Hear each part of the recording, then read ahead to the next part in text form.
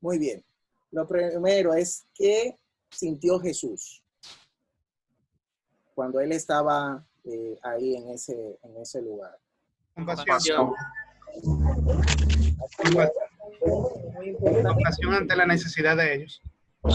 Ahí obviamente había una necesidad. ¿Qué necesidad ellos tenían?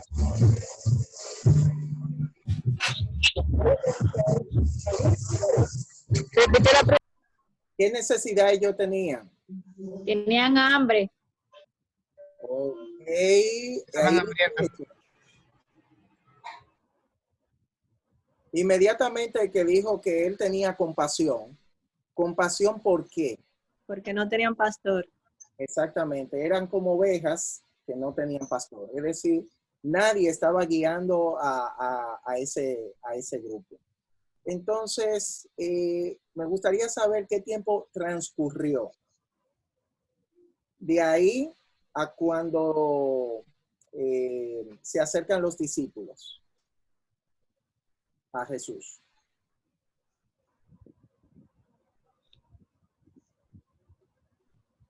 El lugar estaba desierto y ya era muy tarde. Ok. Ahí, ¿qué más dice? Con relación al tiempo. ¿Algo más dice ahí?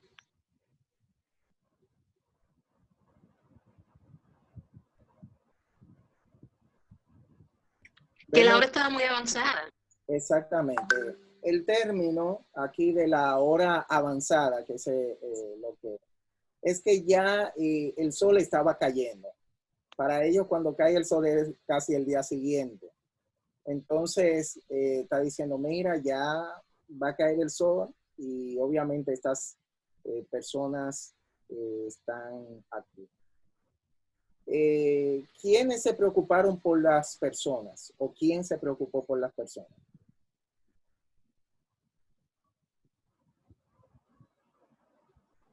Bueno, principalmente Jesús. Miren bien el pasaje ahí. Observen. Los discípulos. Aquí vemos que fueron los discípulos que se acercan a Jesús con la preocupación. ¿De acuerdo? Ellos le dicen, mira, Señor, es que no tienes cuidado. Dice, en algunos aparece la palabra cuidado. Es decir, Señor, tú te estás descuidando de la gente. Mira que la hora avanza, tú sigues hablando y la gente va a tener hambre. Ahorita ya es de noche, no van a tener dónde comer y obviamente ellos presentan todo ese argumento. Ahora, ¿qué le contestó Jesús? ¿Qué le dijo Jesús cuando ellos le dieron ese argumento? ¿Qué le dijo Jesús? Que le den ellos de comer. Ok, denle ustedes de comer. Imagínense si nosotros en este grupo somos ya 30 y algo, hay 5,000 personas y el Señor nos dice, eran más de 5,000 porque eran 5,000 hombres, así que era un grupo muchísimo más grande, y que nos diga el Señor a nosotros, denle ustedes a ese grupo de comer. La pregunta es, ¿el Señor me pondría a hacer algo que yo no lo pueda hacer? ¿Qué ustedes creen? No, por supuesto que no. No, obviamente había una solución para eso. Había una solución. Entonces, hay alguien que hizo un análisis ahí de contabilidad y dijo de una cantidad. Entonces, ¿qué respondieron ellos con relación a eso? Que Jesús le dijo, denle ustedes de comer.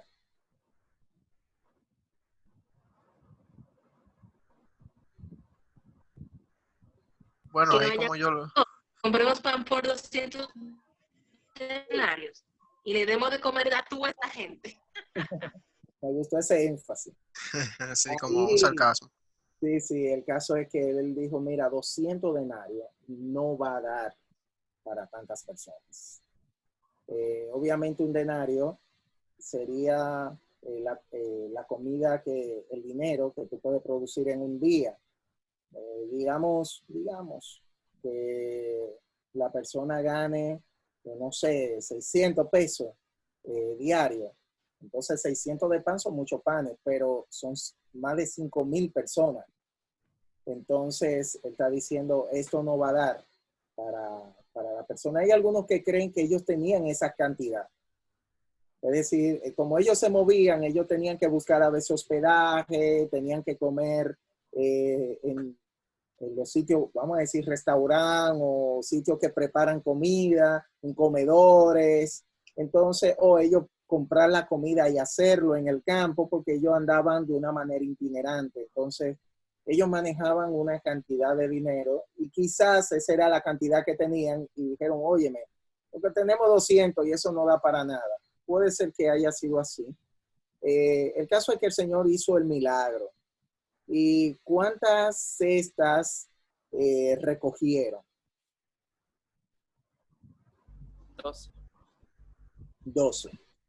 ¿Cuántos discípulos son? 12. Así que daba una cesta para cada uno. ¿De acuerdo? Así que primero, recuerden que en la historia ellos no tenían panes y peces. Eso fue un niño que tenía, entonces obviamente ahí le pidieron el niño ofreció los 5 panes y los 2 peces y el Señor hizo este gran milagro. Así que vemos que los discípulos no tenían que comer. Este niño ofrece, se multiplica y ahora cada uno de ellos tienen una cesta de comida. Ahora, ¿por qué le hizo esa pregunta? En Juan sí explica por qué el Señor le hizo la pregunta de darle ustedes de comer. Alguien que lea Juan 6, el 5, 6 y 7.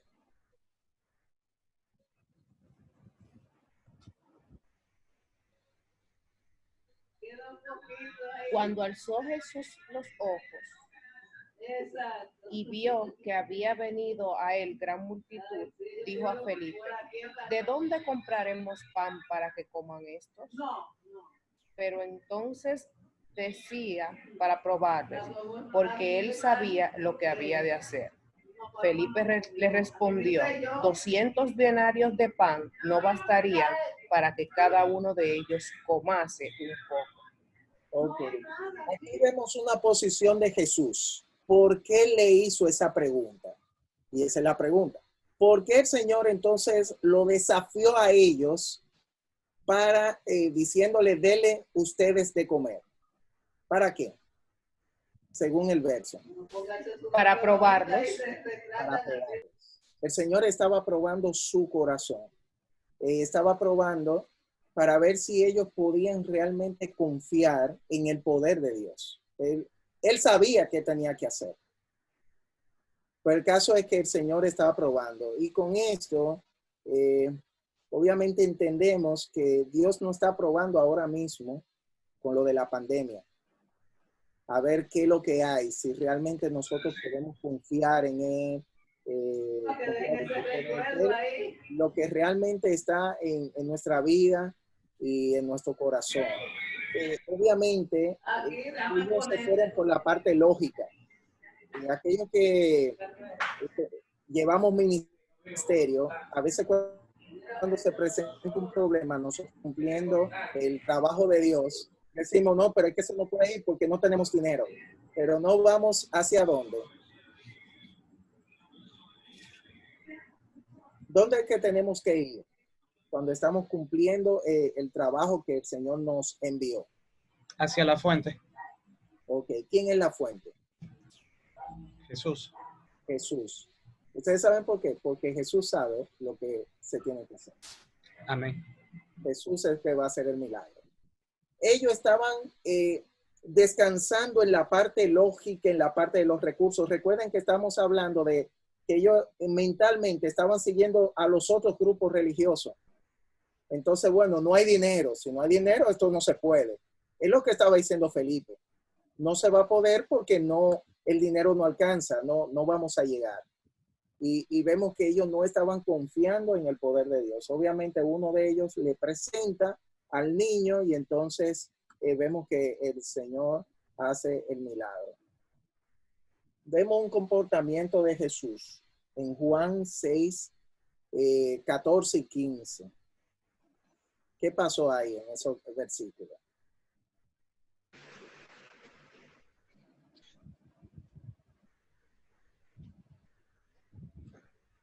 Para leer. Sí, hay que leerlo. Ok. Aquellos hombres, entonces, viendo la señal que Jesús había hecho, dijeron, este verdaderamente es el profeta que había de venir al mundo.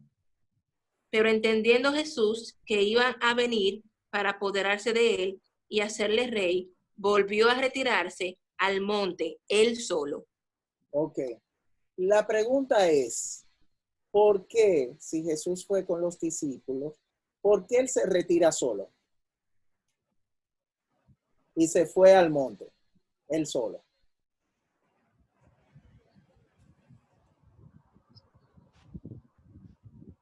Los mismos discípulos tal vez podrían formar parte de la gente que quería ya levantarlo como un rey, ¿puede Ok, ser? Alan, habla un poquito más alto. Sí, perdón. ¿Puede ser que los discípulos eran también parte de la gente que quería volverlo rey en ese momento? Claro. Obviamente, aunque el pasaje no lo dice, porque él dejó a los discípulos, él se hubiese ido con los discípulos. Parte de ese grupo que quería hacerle rey eran los mismos discípulos. Entonces, me imagino a los discípulos, bueno, mire que el Señor hizo esta señal. Y ellos estaban maravillados más del momento y quizás, no sé, la posición. Recuerden que siempre será una lucha entre ellos. No, yo quiero que estar en tu izquierda, en mi derecha. No, Señor, yo compartiré la copa contigo y demás. Y el Señor dice, ustedes no saben lo que piden, ustedes no saben lo que están diciendo. El que quiere ser mayor en mi reino, ¿qué tiene que ser aquí en el mundo? El que le sirva a los demás. El que está más abajo. Humillarse. Tenía que estar humillado. Ellos estaban haciendo... Ser siervo. No, porque vamos a hacerle rey, porque ellos eran los que estaban cerca de ese grupo. Ellos eran el anillo, es el término dominicano para los que son de México, los que son de Perú, que están aquí, los que son de Argentina. Aquí hay un concepto del anillo. Y dicen, estamos cerquita de Jesús, y si Jesús llega a ser rey, ¿qué va a pasar conmigo? No, yo voy a gobernar también con él. Y esa era la idea, y el Señor, obviamente, viendo ese corazón y esa forma de los discípulos, él deja a los discípulos ahí, y se va solo, y se va al monte. Así que ahí vimos la alimentación de los 5,000. Ahora vamos de nuevo a nuestro mapa y vamos a ver dónde el Señor se dirige. Según el texto bíblico, él se dirige entre Tiro y Sidón. Es decir, el Señor subió bien al norte. Vamos a estar leyendo, obviamente, en Mateo 15:21, es que dice que se movió hacia allá. Vamos a leer Mateo 15, del 21. Aquí está desde el 22. 21, 22 y 23. Saliendo Jesús de allí, se fue a la región de Tiro y de Sidón. Y he aquí una mujer cananea que había salido de aquella región, clamaba diciéndole, Señor, hijo de David, ten misericordia de mí. Mi hija es gravemente atormentada por un demonio.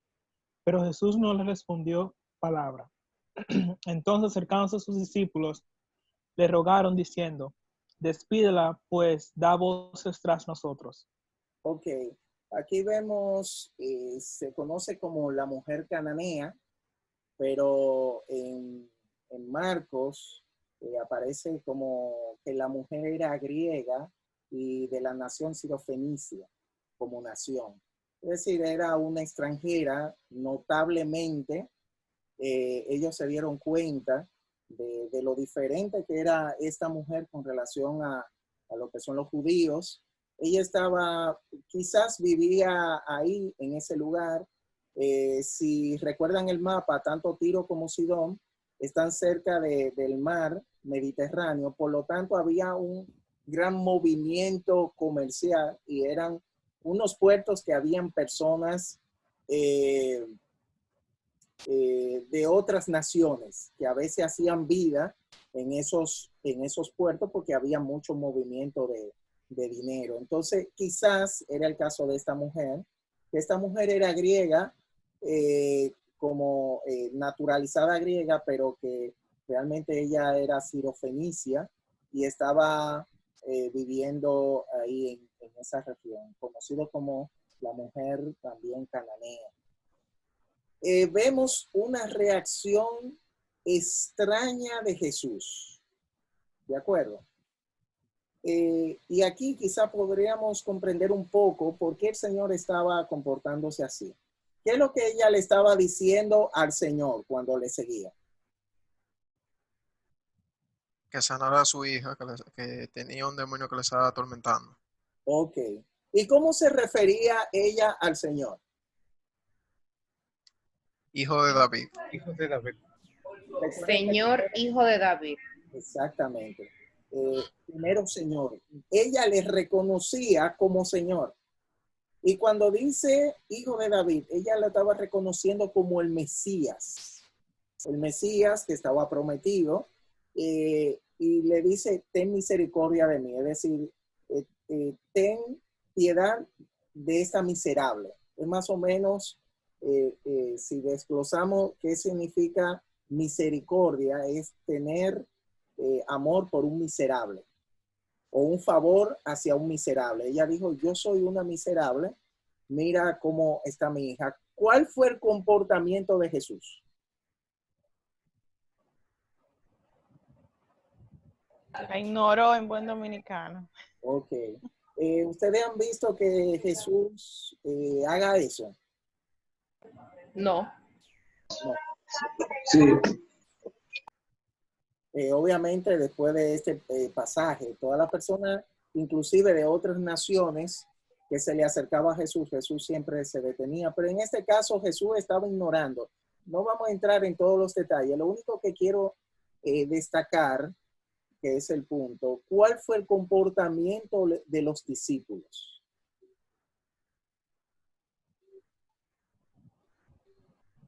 Le rogaron que la atendieran, o sea, que la despidiera porque ella no dejaba de vocear. Ok, ahí vemos que ellos le piden, le ruegan al Señor, Señor, despache a esa mujer. Oigan eso. El Señor sigue caminando, ella da voces, el Señor no dice nada, simplemente él sigue caminando. Entonces, los discípulos ven que el Señor sigue caminando. Obviamente el Señor está escuchando la voz de ella, pero no está haciendo caso. Entonces ellos tuvieron este comportamiento. Y le dijeron, Señor, despache a esa mujer. Ahora, ¿por qué ustedes creen que el Señor se comportó de esa manera? Ya obviamente la palabra de Dios no lo dice. Vamos a interpretar. ¿Por qué? Bueno, yo considero que el Señor quería darle una lección a sus discípulos. Sí, básicamente eso. Jesús quería que ellos ejercitaran la misericordia. Que dijeran, óyeme, pero mira la condición de esta mujer, mi Señor que yo sigo, Él puede ayudar a esa mujer. Pero ese fue el comportamiento de ellos. No. Ellos se comportaron como los grupos religiosos. Ellos estaban viendo a esa mujer como un problema. Ellos pudiendo ser el puente, la palabra es obispo o el que hace los puentes, un puente entre esa mujer y el Señor que no le estaba haciendo caso. Entonces, pero ellos no fueron ese puente. El caso es que a veces nosotros no tenemos misericordia de la persona porque le ignoramos. Queremos quizá quitarnos a esa persona de encima y vemos la necesidad de una persona como un problema. Y el Señor estaba probando el corazón y obviamente cuando ya está ese diálogo era para ablandar el corazón de los discípulos.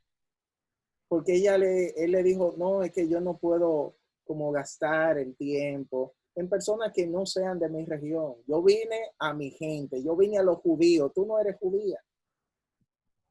Y no le puedo dar la comida a los hijos, no se lo puedo dar a los perrillos. Oigan cómo el Señor se expresa. Y ella dijo, aún los perrillos comen ¿de qué? De las migajitas que caen. Y entonces, pero vemos que los discípulos estuvieron ahí cuando estuvo ese diálogo y el Señor dice, ven, esta mujer, lejos del Señor, una mujer que no es judía, una mujer griega, una mujer que tú le veías el semblante y era obviamente una mujer de mundo, vino y recibió el favor, pero miren cómo ella lo buscó y miren el tipo de fe que esta mujer tuvo. Pero todo esto el Señor lo provocó, ¿para qué? Para ablandar el corazón de sus discípulos. Vamos a leer, vamos a ver dónde ellos fueron, pero para eso tenemos que ir a Marcos 7:31, que dice también en Marcos, aparece, aparte de Mateo, aparece esta misma narrativa, pero en Marcos es que dice dónde ellos fueron después de ahí. Alguien que lo lea. Marcos 7:31.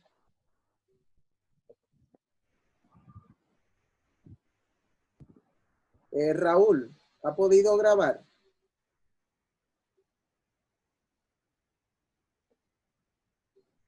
Sí, está grabando. Ah, ok. Muy bien. Volviendo a salir de la región de Tiro, vino por Sidón al mar de Galilea, pasando por la región de Decápolis, y le trajeron un sordo y tartamudo, y Okay. le rogaron. Ok, solamente el 31. Okay, ¿Él salió de dónde? De Tiro. Ok, él salió de Tiro y de Sidón. Y él se dirigió, fíjense, ahí hacia Galilea. No, el mar de Galilea. de ahí fue a Decápolis. Pero obviamente tenía que pasar el mar de Galilea. Entonces el acontecimiento, me detuve ahí porque vamos a ver algo que pasó en el mar de Galilea. Recuerden que en el mar de Galilea, por alguna razón, Jesús no estaba en el bote. Se fueron primero los discípulos. Hubo una gran tormenta y en esa tormenta, entonces ellos ven una persona caminando sobre el agua. Punto número 1. Un gran milagro del Señor. El Señor en plena tormenta caminando. Ellos creían que era un fantasma.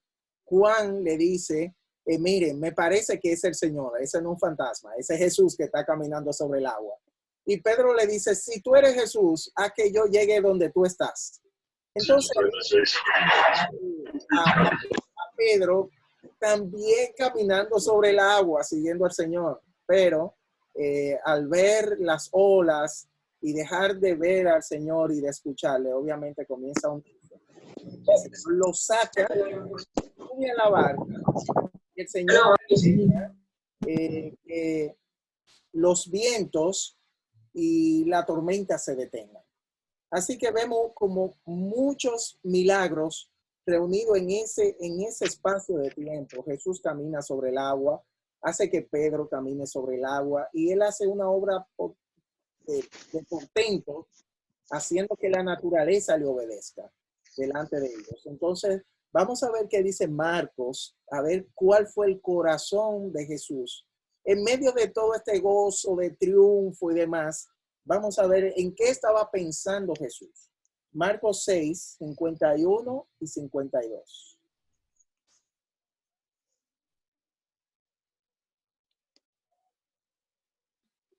Y subió a ellos en la barca, y se calmó el viento.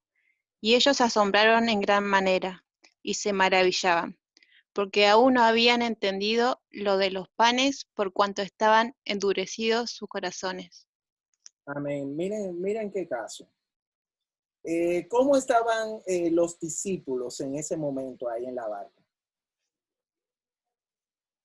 Cuando sucedieron todas estas cosas. Estaban asustados y sorprendidos. Ok, ellos estaban asombrados. ¿Qué más? Se maravillaban.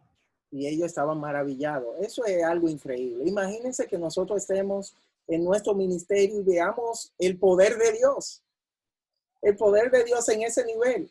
Pero lo que me llama la atención es qué es lo que estaba sintiendo Jesús, qué es lo que él vio en los discípulos, qué es lo que había en el corazón de Jesús. En medio de todo ese triunfo, en medio de todos esos milagros, ¿qué es lo que vio Jesús? En el 52.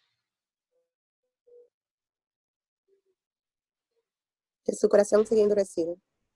Ok. Él vio que lamentablemente ellos no habían entendido lo de los panes. No habían entendido. No habían entendido porque él veía el corazón de ellos. Lo que él quiso enseñarle con la mujer cananea, ellos tampoco habían entendido. Y en medio de ese triunfo, en medio de todo ese gozo y de toda esa algarabía, Jesús cayó. Y Jesús seguía triste porque veía que sus discípulos tenían el corazón duro, tenían el corazón endurecido. Vayan viendo, hermanos, lo importante de qué es lo que es relevante para el Señor. Vuelvo y digo, nosotros tenemos ministerio. Creo que casi todos los que estamos aquí conectados, te conozco a la gran mayoría, estamos en ministerio. Y a veces hay mucho gozo en el ministerio por cosas que uno logra. Pero quizás, aún en medio de ese gozo, nosotros quizás tengamos el corazón endurecido.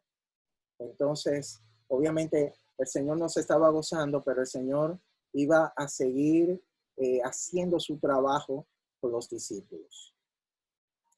Aquí podemos notar que el Señor, según el pasaje que nosotros leímos en Marcos 7:31, que ellos salieron de Tiro y Sidón, fueron al mar de Galilea, pasaron el mar de Galilea y llegaron a la región que es Decápolis. Ahora, vemos que lo más seguro, ellos desembarcaron en un lugar donde ellos habían desembarcado antes. Y era en Gadara, en ese lugar que tuvo un encuentro con un amiguito de él. ¿A quién fue la primera vez que salió al encuentro del Señor Jesús? El gadareno endemoniado. Ok, el endemoniado gadareno que salió, recuerden, a su encuentro. Obviamente los demonios le dijeron al Señor, cuando el Señor estaba expulsando los demonios, ellos dijeron, mira, permítenos entrar en ese hato de cerdo. Ahora, ¿por qué es tan importante todo esto? Porque la gente que vivía del otro lado del mar, primero, eran judíos. Cuando se hizo la división de las tribus, hubieron 2 tribus y media que ellos dijeron, nosotros no vamos a quedar aquí, no vamos a pasar del otro lado, nos gusta esta tierra, pero vemos que Josué le dice, no, mira, el Señor nos prometió lo que está del otro lado. ¿Por qué se van a quedar de este lado? No, queremos quedarnos de este lado. Pero él dijo, bueno, vamos a la guerra de conquista, después que conquistemos todo, entonces ustedes deciden. Bien. Terminó el tiempo de conquista y ellos volvieron a decir, nos gusta esta tierra. Entonces vemos que hay las tribus, 2 tribus y media quedaron de aquel lado del río. ¿Qué pasó con ellos? Con el tiempo se fueron corrompiendo. Y ellos ahora mismo obviamente se ligaron. Toda esa región fue en la región que el Señor sacó más demonios, porque había mucha actividad demoníaca. Las ciudades eran ciudades perdidas con mucho vicio. No sé si alguno recuerda el hijo pródigo. El hijo pródigo es una historia que los judíos obviamente lo entendieron de una manera más profunda, porque cuando el Señor le dice que fue a una provincia apartada y que en esa provincia apartada, cuando dice provincia, es lugares donde viven judíos, porque no dice a otras tierras, dice provincia, ¿de acuerdo? Dice provincia apartada y que ahí él vivió perdidamente. obviamente por la calidad de cómo viven esas personas ahí. Y otra característica de ese lugar, que inclusive ellos criaban cerdo y vendían cerdo a los gentiles, cosa que no hacía un judío. Así que muchos de los judíos, cuando le dijo del hijo pródigo, ellos se estaban imaginando a la gente que vivía del otro lado del río, el grupo que se corrompió en gran manera. Así que en el momento que el Señor saca los demonios van donde los cerdos y hacen que los cerdos se tiren al mar. ¿Para qué? Para provocar a las personas que están ahí de la región. Se enojaron con Jesús y lo sacaron. Me imagino que quizá en ese momento Satanás estaba contento porque dijo, bueno, esta región sigue siendo mía. Saqué al Señor, saqué a los discípulos. Ellos no pudieron entrar. Obviamente estoy especulando un poco, ¿de acuerdo? No es que lo dice la palabra, pero sacaron a Jesús. Lo sacaron de esa región. Pero Jesús dejó un infiltrado. Alguien que lea qué es lo que hizo ese infiltrado. Él nada más dejó un testimonio a una sola persona. Alguien que lea Marcos 5, 20.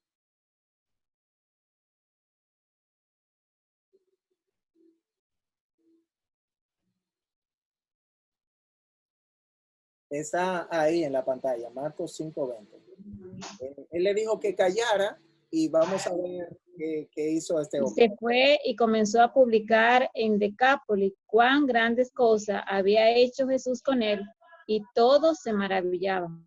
Ok, aquí vemos que Jesús le dijo, mira, cállate, solamente ve a tu casa y quédate ahí en tu casa. Pero eso fue, parece que este hombre era un dominicano, porque le hizo una cosa y hace otra. Es decir, el hombre, él lo que hizo fue, se fue a Decápolis. Decápolis quiere decir 10 ciudades que tenían unidad económica.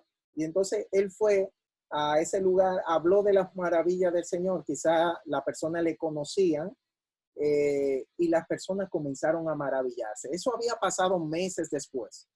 Ahora vemos que el Señor hace su segundo viaje a esta región, a Decápolis. Y lo más seguro que él entró por este lugar, Gadara, en ese lugar. Así que ya las personas, aunque Jesús no estuvo y le predicó, ellos fueron predicados por uno de los primeros evangelistas, que no se les reconoce, siendo él y la mujer samaritana son los dos más grandes evangelistas que aparecen en los evangelios. Entonces, él le predicó a 10 ciudades y hizo que las personas se volcaran a Jesús. Así que cuando Jesús llega a esta región, Jesús no es totalmente desconocido. Jesús fue aquel que le sacó los demonios a este hombre y ahora este hombre hablaba de Jesús. Así que vamos a leer, vamos a buscar en Marcos 8, del 1 al 9.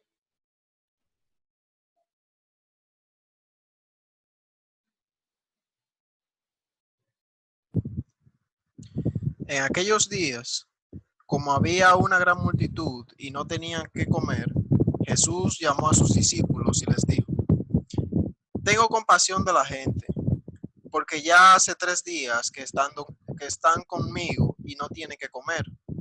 Y si los enviare en ayunas a sus casas, se desmayarán en el camino, pues algunos de ellos han venido de lejos. Sus discípulos les respondieron, ¿de dónde podrá alguien saciar de pan a estos aquí en el desierto? Él les preguntó, ¿cuántos panes tenéis? Ellos dijeron, 7. Entonces mandó a la multitud que se recostase en tierra, y tomando los 7 panes, habiendo dado gracias, los partió y dio a sus discípulos para que los pusiesen delante, y los pusieren delante de la multitud. Tenían también unos pocos pececillos, y los bendijo, y mandó que también los pusiesen delante, y comieron y se saciaron, y recogieron de los pedazos que habían sobrado 7 canastas. Eran los que comieron como 4,000, y los despidió. Muy bien. Aquí vemos de parte del Señor la alimentación de los 4,000. Obviamente habían pasado quizá 1 o 2 días, puede ser, no más de ahí. Y de un milagro a otro, solamente de días. Hay algunos que entienden que es un solo milagro, solamente que uno habla de 4,000 y otro habla de 5,000. No es así. Son 2 milagros diferentes. Uno en la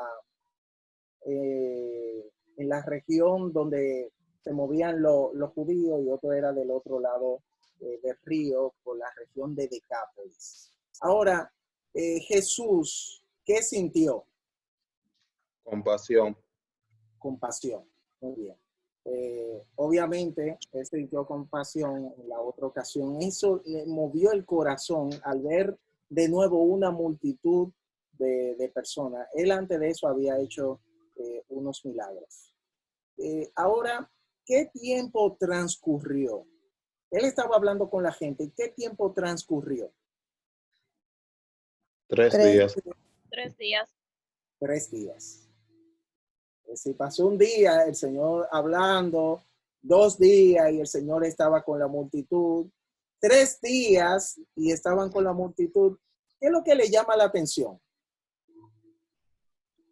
Con relación, pasó un día completo, pasó 2 días completos, pasó 3 días. ¿Quién se preocupó? Jesús. Jesús. En la otra ocasión, ¿quiénes estaban preocupados? Los discípulos. Los discípulos. Vemos que Jesús inclusive utiliza los mismos argumentos. Los mismos argumentos que ellos utilizaron. Ay, a mí me preocupa la persona. Puede ser que se desmayen. Mira que ellos tienen un tiempo sin comer y todo lo demás. Entonces, el Señor de nuevo le hace una pregunta. ¿Cuál fue la pregunta? ¿Cuántos panes tenía? Ok. Aquí vemos que, obviamente, si leemos en otro texto, vemos que él le dice de nuevo que le den de comer. Pero todos se quedaron callados. En la otra ocasión, ellos tenían pan. En la alimentación de 5,000. No tenían pan. No tenían. Pero en esta ocasión, ellos tenían pan. Sí. Claro que tenían pan. Ellos habían tomado cada uno, ¿qué cosa? Una cesta. Canasta, una cesta de de comida. Una cesta. De comida. Entonces ellos lo tenían, pero ellos se lo aguachaparon. Es un término dominicano, ¿de acuerdo? Se lo agacharon. Así que lo que podemos ver que la otra ocasión no era una preocupación real por la persona. Ay, que la persona no han comido. El problema era que ellos no habían comido. Y ellos tenían hambre. Entonces ellos le habían presentado al Señor, Señor, mira que la persona no han comido. Usted está descuidando, Señor. Pero ellos estaban moviendo todo eso porque ellos mismos no tenían comida. Ellos ya querían comer. Pero en este caso, que ellos tenían su comida segura, ¿qué tiempo pasó? En lo otro nada más pasó una tardecita. Y ya ellos estaban muy preocupados por la persona. Mira, Señor, mira, hay que cuidar a la gente, ¿cómo va a ser? Hay que despacharlo. Es decir, ellos no querían un problema y ellos lo que estaban pensando en ellos mismos. Ahora, como ellos tenían comida, el Señor predicando, y mírenlo a ellos. Comiendo, tranquilo, pasa un día, ellos no dicen nada, y el Señor predicando, y ellos ahí. Pasó 2 días y pasaron 3 días. Y ellos no se movieron, su corazón no se movió. ¿Para qué? Para tener compasión por esas personas. Fue el Señor que tuvo que preguntarle, utilizar el mismo argumento, y aún así ellos se quedaron callados. Y después le pregunta, ¿ustedes tienen panes ahí? ¿Cuántos panes ustedes tienen? Ya que todo el mundo se quedó callado, cuando él dijo, denle ustedes de comer. ¿Qué debieron hacer ellos con esos panes? Ya había pasado el otro milagro. ¿Qué ustedes creen que debía de ser la posición de los discípulos? Ofrecerlo de una vez. De una vez. ¿En qué tiempo ellos debieron hacer eso? El primer día. El primer día. Hermanos, yo lo que quiero que entendamos, que a veces nosotros somos lo único que nos saltamos de las cosas de Dios. Y no le pedimos a Dios, Señor, de lo que tú me diste, de lo que yo he sido bendecido, ayúdame, Señor, para ir a ayudar a otro. Ayudarlo en todos los sentidos. Anímicamente, económicamente o de recursos y obviamente también de su palabra. No había misericordia. Ellos estaban, si yo estoy seguro, no me importa lo demás. Ahora mismo estamos viviendo una etapa, hermanos, de seguridad, porque ahora mismo estamos bien. Hay que reconocer, mira, tenemos internet, de seguro la gran mayoría tiene su comida en su casa, tiene esto, tiene lo otro. Me siento seguro, tengo la puerta cerrada. Bueno, a mí no me importa a los demás. Lo estoy diciendo quizás de una manera cruda, pero es que nosotros no estamos mirando afuera en este momento, no lo estamos haciendo. Y si nosotros no estamos mirando hacia afuera, es porque quizás tenemos el corazón duro. Es porque quizás en nosotros no hay misericordia. Es porque quizás en nosotros llevamos una vida religiosa. Porque deberíamos conmovernos a ver cómo está el mundo. En el discipulado, el Señor lo vio como ovejas sin pastor. ¿Qué dijo ellos? Tienen que ser guiados. Hay personas que necesitan que tú le guíes. Hay personas que necesitan que tú le prediques. Ahora, ¿cuántas canastas recogieron al final? 7. 7. Bien, le voy a presentar esta imagen para que tengan, es nada más como forma de comparación. De las cestas, fueron 12. Pero una cesta quizás sea así, o sea más pequeña. Y la canasta, mire el tamaño que tiene. En una canasta cabe una persona adulta adentro. Y lo vemos cuando sacaron ¿a quién? Hubo a un apóstol que lo sacaron en una canasta. A Pablo. A Pablo. Pablo cabía completito en esa canasta. Ahora, la multiplicación en esa región fue muchísimo mayor que la anterior. Tanto así que llenaron 7 canastas llenas de comida. Por eso podremos decir, ¿qué cosa? Este texto es un texto maravilloso. Alguien que lo lea.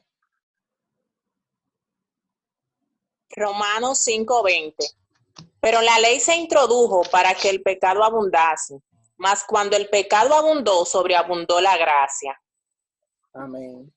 Mira qué hermoso es el Señor. Abundó en ese lugar muchísimo más el pecado.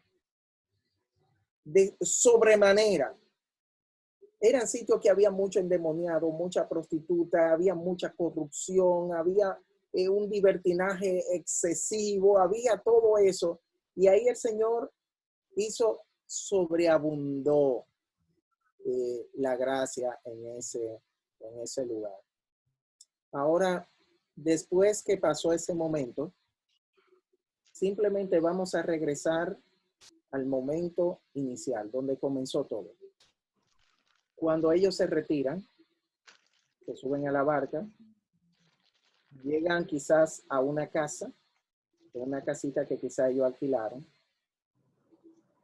y aparece que el Señor pregunta por pan, y ellos no tenían pan encima, y solamente había un pan y lo habían dejado en la barca. Mi pregunta es, ya entendiendo todo lo que pasó, todo lo que pasó. ¿Dónde está el pan? ¿Qué es lo que había pasado con ese pan? ¿Qué ustedes creen que pasó con ese pan? ¿Ustedes creen que ellos deberían tener pan en ese momento? Sí, de sobra. Como dicen por ahí, en cantidades industriales. Deberían tener pan. Pero ¿por qué ellos no tenían pan?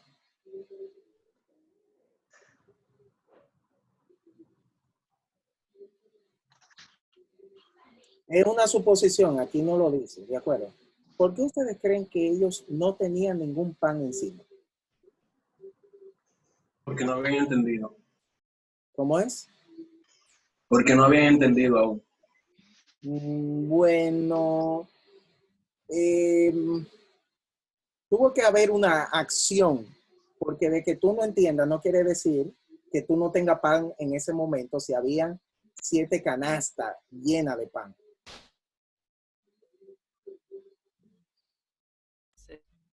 Seguían guardando Tal para vez, ellos mismos. tal vez ellos entendían que Jesús podía multiplicarlo de nuevo. Ok, pero ellos habían dejado la 12 atrás, las 12 cestas. Se la comieron. Ellos andaban con la cesta y estaban comiendo. Ahora, ¿por qué no había pasado horas solamente y ellos ya no tenían pan? ¿Qué pasó? Especula que los no criados a las demás personas. Norma, sí. Repite, no se está entendiendo bien. Repite, por favor. Se especula que los panes, la cesta con panes. Ok, parece que su internet, parece que se cayó. Vamos a ver. Recuerde que esto es un estudio bíblico y es más analizar. Vamos a analizar qué pasó. ¿Por qué en la otra ocasión habían pasado muchísimos días y ellos todavía tenían pan y en esto habían pasado horas y había muchos más panes y no tenían panes? ¿Qué pasó con ese pan? Comencemos por ahí. Quizás porque las canastas eran mucho más grandes y no la podían cargar consigo hasta donde ellos iban. Ok, pero espérense.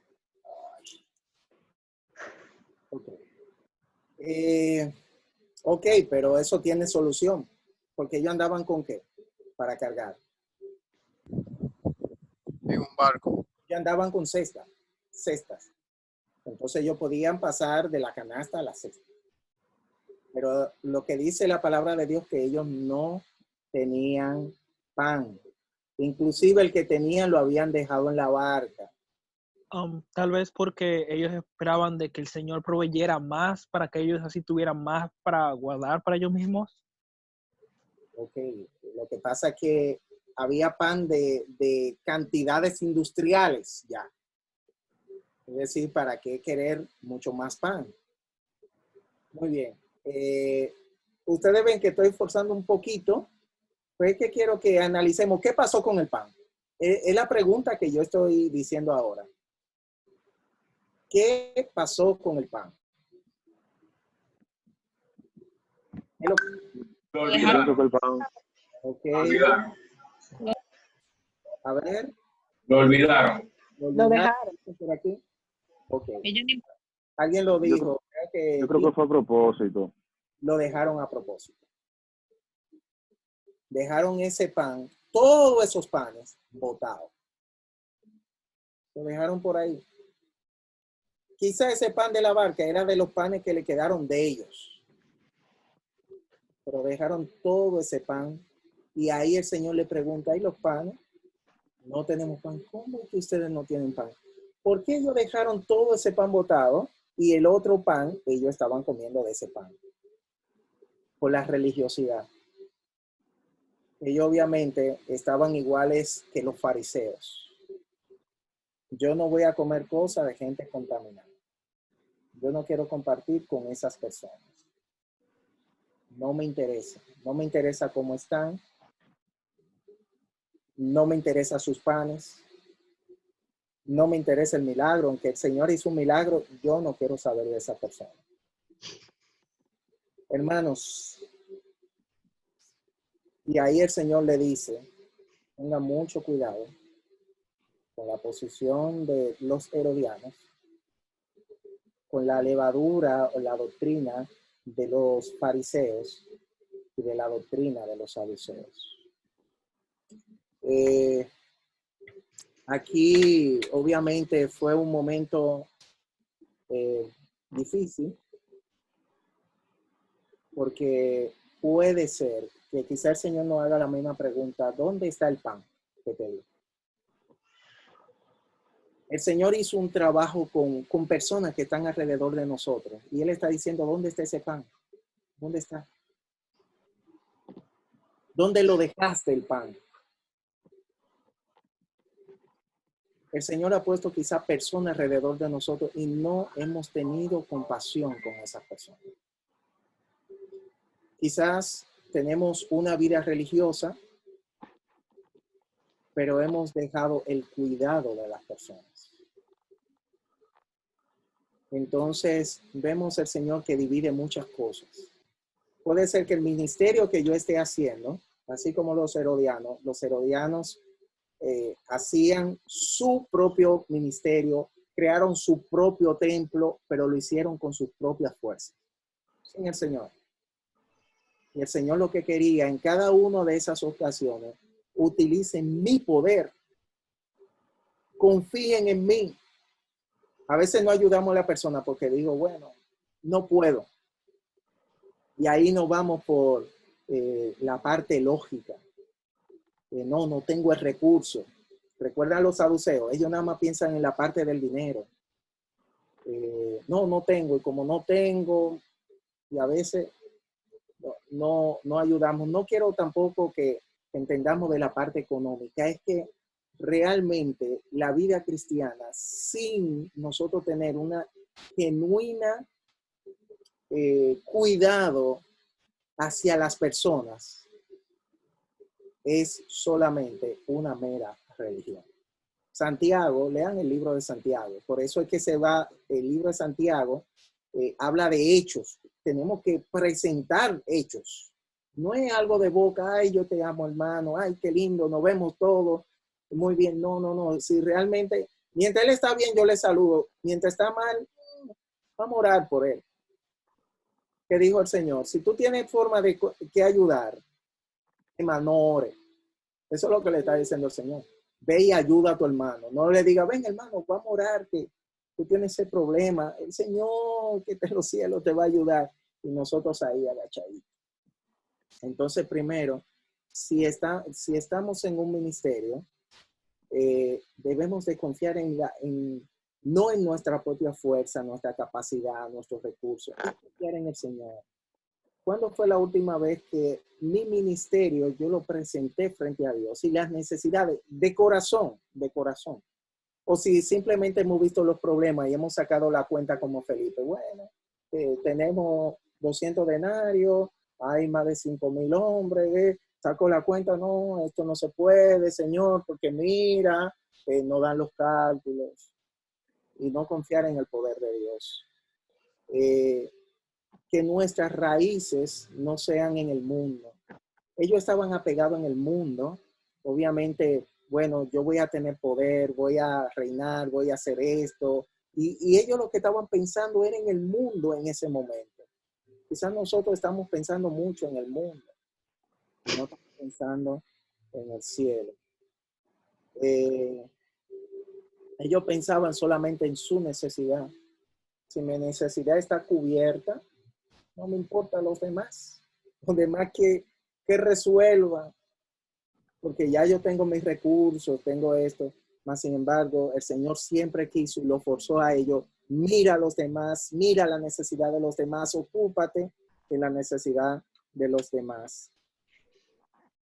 amo más la parte del ministerio. Ellos amaban más eso de andar con Jesús, amaban a Jesús como líder, no como su Señor, como líder. Amo este grupo. Fíjense que el Señor le dijo a Pedro, tú me amas más que estos. Cuando dice esto, es a los discípulos, es la comunidad. Entonces Pedro tuvo que enfrentar eso. Y nosotros tenemos que amar más al Señor. Y por último, la vida religiosa. El mundo, quizás nuestro ministerio está decayendo porque no hemos vuelto religiosos. No hemos vuelto activistas y no hemos vuelto legalistas. Y no nos hemos preocupado verdaderamente quizá de la persona. Y obviamente dice el Señor, si tú no amas al hermano que tú ves, es imposible que tú ames al Dios a quien no amas. Así que espero que este estudio que hemos tenido, que nosotros nos revisemos, que no andemos como ciegos. No sé, Señor. Yo entiendo que estoy bien. No, tengo que comprobar si estoy bien. Ellos no sabían y el Señor tuvo que decirle, yo le he hablado ya muchas veces.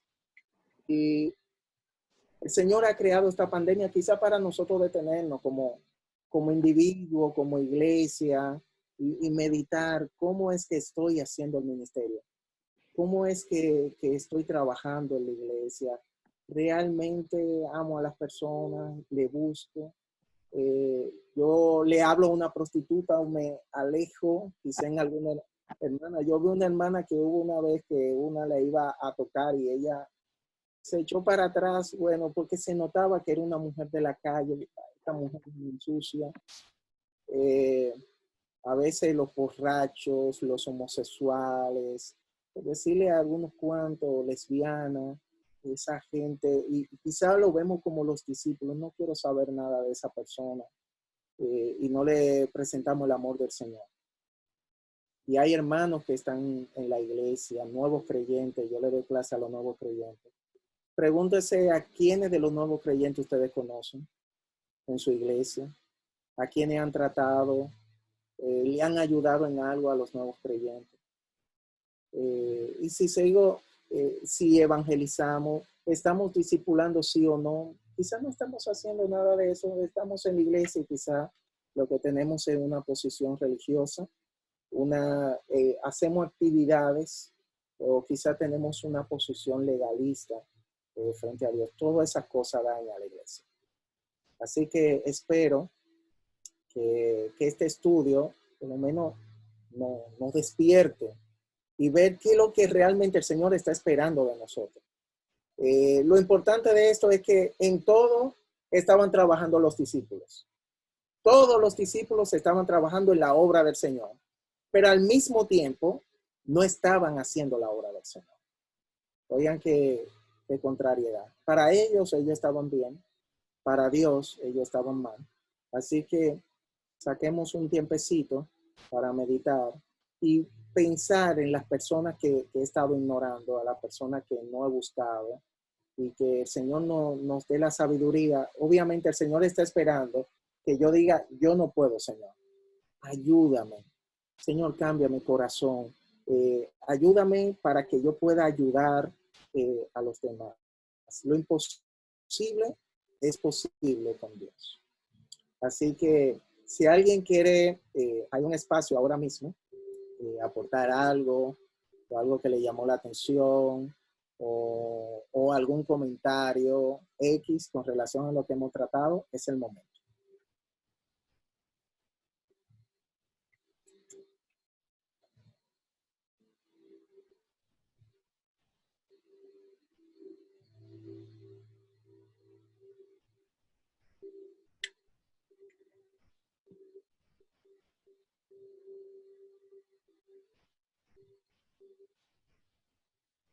Bueno, si no hay ningún tipo de comentario, entonces vamos a concluir con palabra de oración. Me gustaría que uno de los caballeros que están aquí. Guillermo, quisiera Sí. decir algo. Ok, dime, Tita. Sí. Nosotros como iglesia debemos cada día orar para que el Señor nos dé espíritu de revelación de cuando estudiamos su palabra, que nos ayude a conocerlo más y más a Él, porque sus discípulos, aún caminando con Él, fueron incrédulos, Ajá. no creían, aún mirando, hemos visto en el estudio que aún mirando los milagros de Jesús, ellos eran incrédulos. En la tormenta, cuando Jesús caminó en el agua, ellos habían visto grandes milagros y no había pasado nada de tiempo. Sin embargo, dudaron y tuvieron miedo. O sea que a nosotros como iglesia, el Señor nos ayude a nosotros a tomar estas enseñanzas para nosotros cada día más estar firmes, poner nuestros ojos en Jesús, no en las circunstancias, y ser ejemplo. O sea, nosotros ser imitadores de Él, como Él dijo en su palabra. Y tenemos que ser compasivos. En este momento, una forma de nosotros mostrar compasión, no solo por el que está a nuestro lado, sino por el mundo entero, es orar por el universo, por orar por esta pandemia, orar para que el Señor muestre su amor hacia cada uno de nosotros, hacia el mundo. Amén, amén. Dios te bendiga, Guillermo. Amén. Sí, recuerden que el Señor está trabajando, pero Él quiere que nosotros nos sumemos a ese trabajo, que nosotros podamos ver, como dijo Jesús. Jesús dijo, yo veo donde mi Padre está trabajando. Mi Padre siempre trabaja. El problema nunca ha sido Dios. Dios nunca ha dejado de trabajar. Él está trabajando con toda la persona, con los tigres de la calle, con aquel que es empresario, con el científico que dice que no cree en Dios. Con todos ellos el Señor está trabajando, pero nosotros tenemos que ver dónde el Señor está trabajando y sumarnos. Hay mucha necesidad en nuestra iglesia, en nuestra misma iglesia. Hay mucha necesidad en nuestros hogares y hay mucha necesidad en el mundo entero. Entonces nosotros podemos hacer algo, porque lo que es imposible para el hombre a nivel lógico, como hizo Felipe calculando, no se puede. Importante que no se pueda, pero con el Señor sí se puede. ¿Alguien más? ¿Algún comentario? Yo quería, no sé si se me escucha bien, pero Sí, Alan. agregar... Habla un poquito más fuerte, Alan. Bien, bien. Eso lo hablo un poco más fuerte y Ajá. estoy muy agradecido. Fue, wow, un aire fresco increíble. Llegó este mensaje, atravesó el continente y llegó a Neuquén. Y muchísimas gracias. No, Dios, la palabra del Señor está viva.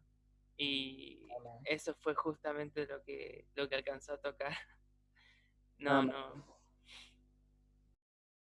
Gracias, Alan, gracias. Eso. Sí, para los que no saben, Alan es de Argentina, estudiamos juntos en el instituto cuando yo estaba en Palabra de Vida. Y él estuvo tanto el domingo pasado como este domingo. Y para los que son de otros países, así como Alan, que están con nosotros, ahí vi algunos de Perú, hay una persona de México y por lo menos 2 o 3 personas de Argentina.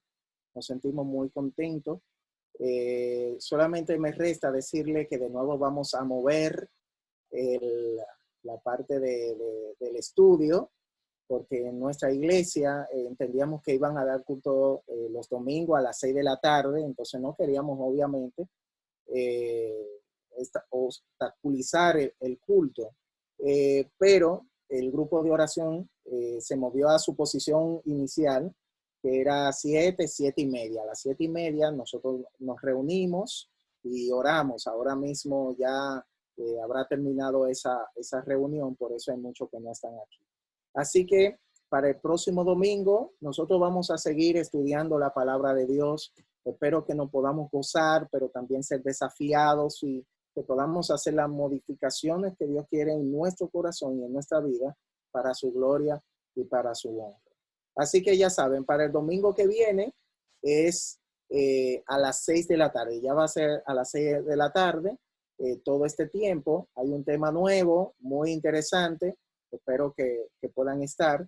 Y recordando el mundo de Abby, aquellos que están interesados por las historias bíblicas para niños, y lo que dan clase a niños, y lo que tienen sobrinos, y lo que tienen hijos, y todo eso. Mira, ni Milka riéndose. Pueden presentarle el mundo de Abby. Se pueden suscribir. Pueden entrar a mi Facebook. Mi Facebook es Guillermo Nolasco. Tengo como una ropa de explorador y